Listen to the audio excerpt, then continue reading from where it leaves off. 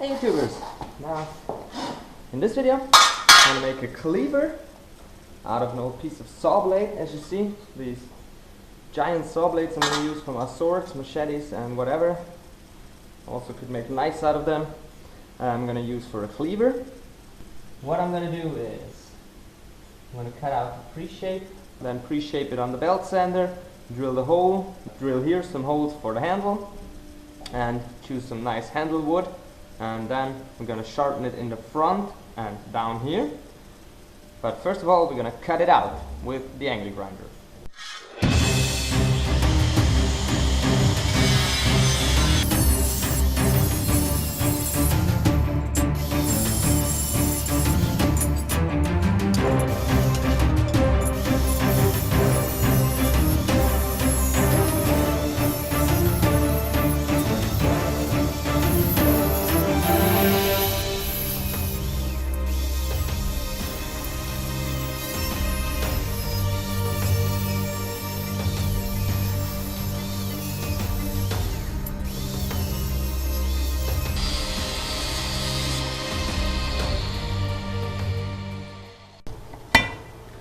Okay, now after refining the shape on the belt sander, 120 grit belt, and taking the burrs away, we're gonna drill the holes.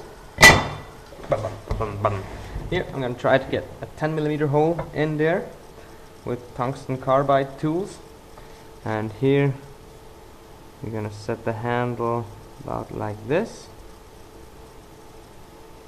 and drill a hole here, a hole here, and a hole here.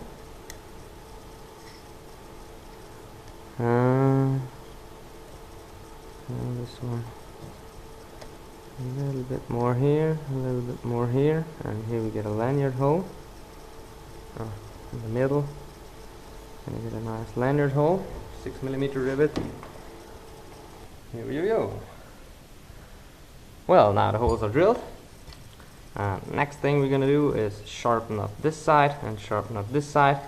I guess we're gonna make the bevels up here, and this bevel maybe a little bit bigger up to here, and we're gonna round out the whole thing a little bit so it gets convex shape to it, and therefore it gets a really nice sharp edge which is pretty stable. And you could use this piece for wood chopping, which I make it for, and it's some kind of a small multifunctional axe, knife, chisel tool, so we'll see how it gets. Okay, now next thing I did was cut out the handle scales, and I marked them on a piece of plywood. It's about 10 to 12mm thick. Cut it out on a bandsaw, and now we're gonna clamp it onto the cleaver to drill the holes through. Okay, now all the holes are drilled. Next thing, as same as always, we're gonna put the handle scales together, rum-pa-dum, and finish the front surface.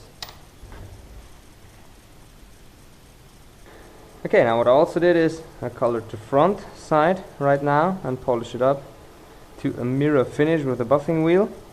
I think it looks pretty awesome. Okay, now I cleaned the handle scales on the inside, just ground over, and now I'm gonna clean them with acetone. But first I'm gonna grind the bevels of the blade and get it to a pretty nice sharp, and then I'm gonna go on with gluing. Well, now after grinding the blade to a good sharpness, I guess it should shave. Yes, it shaves. So it's sharp enough, but it got a little bit of an axe grind, a pretty convex grind. So a round grind to a sharp corner, and this is pretty sturdy, pretty stable, so it's made for chopping. And this cleaver is specially made for chopping pines, because it's for collecting sap, tree sap, or resin, pine resin, and therefore this steel is pretty perfect for that. It's a woodworking steel, and that's ideally made for this task. Okay, now next thing I'm gonna do is glue on the handle scales.